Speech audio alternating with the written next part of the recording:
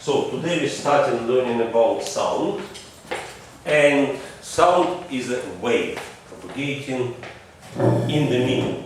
But what is wave? Let's start who are doing in 1, 2. You already talked about what is wave. But let's recall it, and for some it will be something new. So let's consider if we have a string and we start to move it up and down one end of the string and make it slower. So as you can see, the other parts we're moving only one end of the string up and down, but we see that all other particles of the string start moving. Now we can talk what is the wave. That's called wave. What is the wave? If you remember, you cannot. Energy. It's energy. Wave is a transfer of energy without net transfer of matter.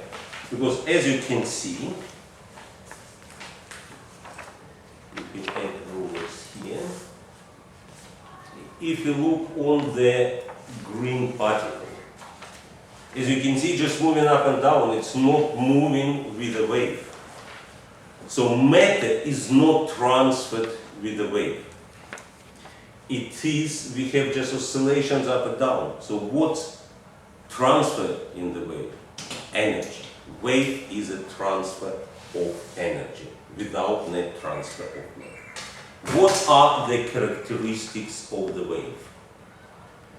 What are the characteristics of the wave?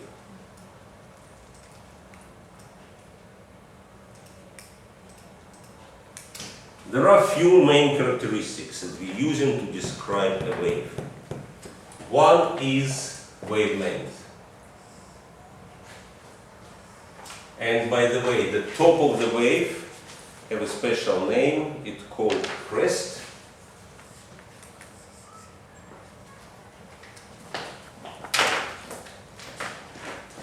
It's called crest. The bottom of the wave called trough.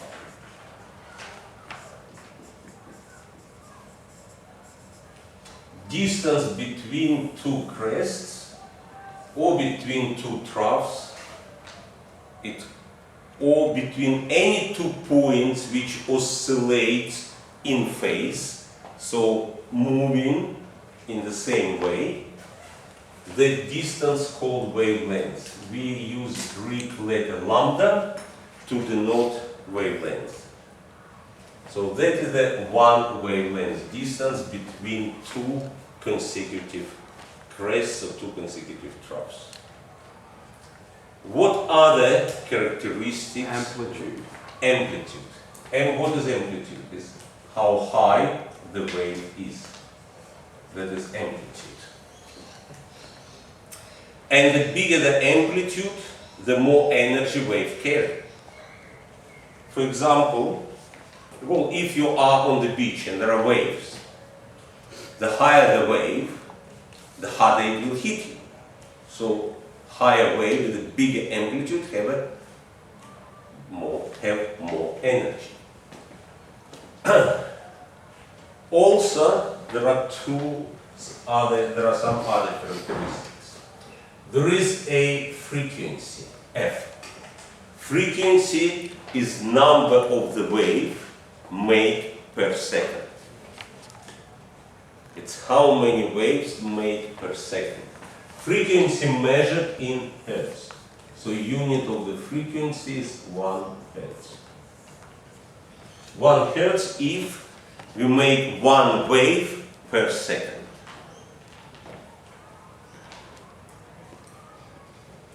Period of the wave.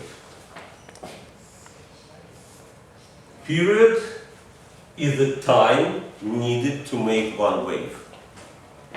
Period is how long it takes to make 1 wave.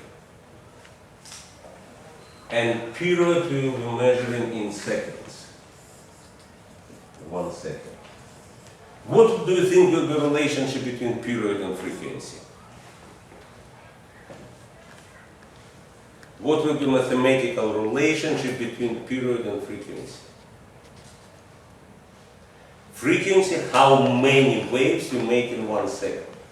Period, how long it takes to make to make one wave. Period equals 1 on frequency. Would that be Or frequency equals 1 on period.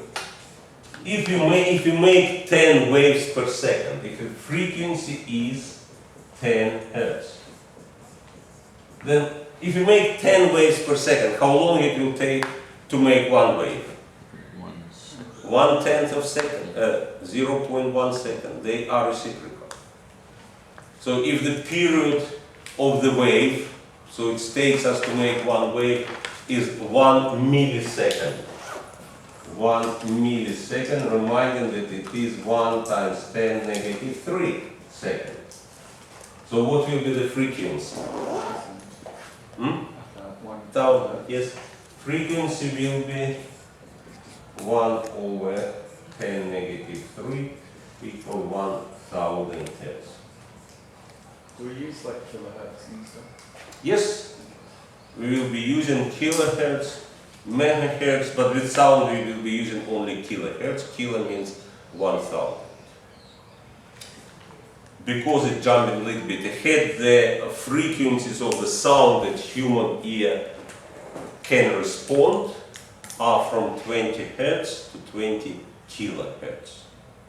We don't hear the sounds with the, doesn't mean that they don't exist, but we don't hear them. Our ear don't respond. But some other animals can hear them. For example, you know about the dog whistles, which humans don't hear, dogs hear. Because they make ultrasound, they make sound with a frequency higher than 20 kilohertz. And dogs hear it, humans not. Now, one more relationship, the most important one related to waves, is speed of the wave. Speed obviously is how far a wave propagates in 1 second. So what will be the relation between speed and wavelength? Is it What do you like think? frequency to wavelength or something like There is, but what will be the relation between the wavelengths and period? Frequency times wavelength. We have wavelengths over period. Speed of the wave is wavelength over period, because period is time to make one wave. So one complete wave. Replacing period with a frequency, we will get the equation V equal wavelength times frequency. It's often called wave formula or wave equation, which we will be using a lot. So as higher the frequency, the shorter is wavelength. The shorter, the longer wavelength, the lower frequency. And just jumping back to the light, we have a special speed of light in the empty space and vacuum that equal 3 times 10 in the power of 8 meters per second. Now, for example, let's take the wavelength or frequency of some radio station. For example, what is your favorite radio station? Do you like any radio station, and do you know its frequency? Oh, doesn't it say it in like the name? Like 101.1? Yeah. Yeah? Okay. What does it mean? 101.1 101.1 megahertz. megahertz. What prefix mega means? 10 to the 6. 1 million, 10 in the power of 6. So if frequency is 101.1 megahertz, what the radio station it is? It's a kiss. Yeah, Kiss FM, yeah. So let's calculate what will be the frequency. sorry, what will be the wavelength? Rearranging this formula, we get wavelength equal speed of light divided by frequency. So it will be 3 times 10 in the power of 8 divided by 101.1 times 10. It'll be something to the power Yes. of 3. Okay. I'm going to have to. No, because No, stop. yeah. Times 10 in the power of 2. It's 3 over 1.011. Sorry, times 10 in the power of 6. Yeah, they can. 10 in the power of 6. So we have powers will pretty much cancel. So it will be approximately 3 meters. Yeah. Approximately 3 meters. Yeah. So wavelength of that radio station is about 3 meters. And that's pretty much wavelength of the radio station is about this sort. But we're dealing with the sound. And speed of sound is much slower than the speed of light. Speed of sound, and predominantly we will looking into the speed of the sound in the air. It'll be slower.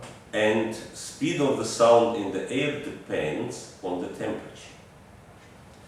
It is equal, think 331 plus 0.6 times temperature in degrees Celsius. You don't need this formula. Just meters per second. and that meters in meters per second. So as higher the temperature, the faster sound is moving. If question will not tell you what the speed of sound, most of the question will tell you what is the speed of the sound, but if it's not, usually it's taken 340 meters per second. So as you can see, it's much slower than the light. That's the speed of sound. Now, there are 2 types of the wave. There are longitudinal and transverse wave. To understand the difference between them, let's have a look onto this.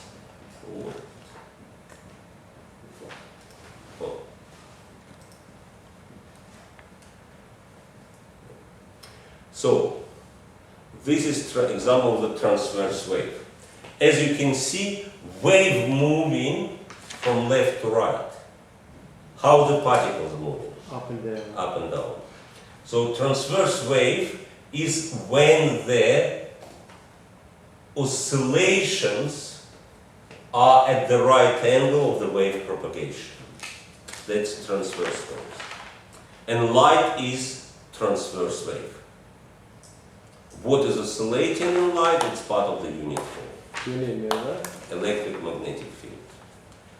Now, longitudinal wave, as you can see,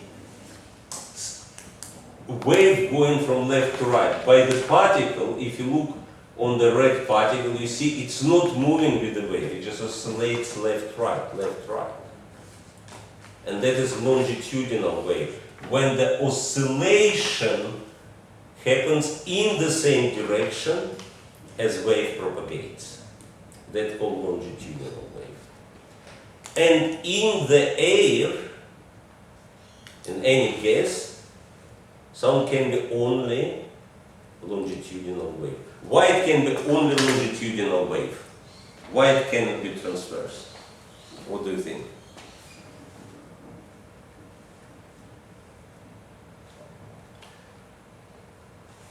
Are particles in the air?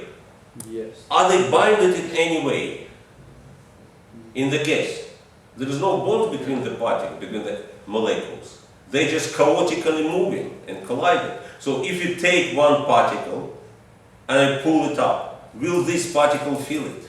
No, will make no effect on it. So that's why transverse waves can exist in the gas. If I will push this particle, it will hit this particle, and that longitudinal wave can propagate.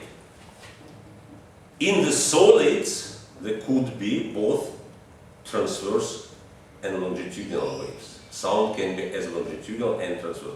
But in the air, it's only longitudinal. Now, where do you think, if you compare speed of the sound in the air, water, and solid, where it will be faster, where it will be slower? Fastest in the air, slowest in the solid. No. Oh no. Yeah. Other way There's around. more particles in solid. Because the particles are much more close and they're more binding together. That's why you get an ant. So the fastest, it's in the solids, then liquid, and slowest in the gases. That, by the way, you can hear same sound twice. Okay. If you know, someone make like sound, and you are under the water and sound so loud, let's say explosion. You can hear it under the water, then you go out of the water, you can hear it again. Ah.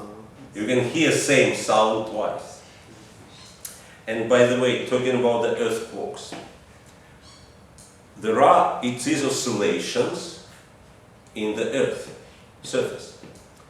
But which waves, and there are both of them happens, longitudinal and transverse. Which one make destructions?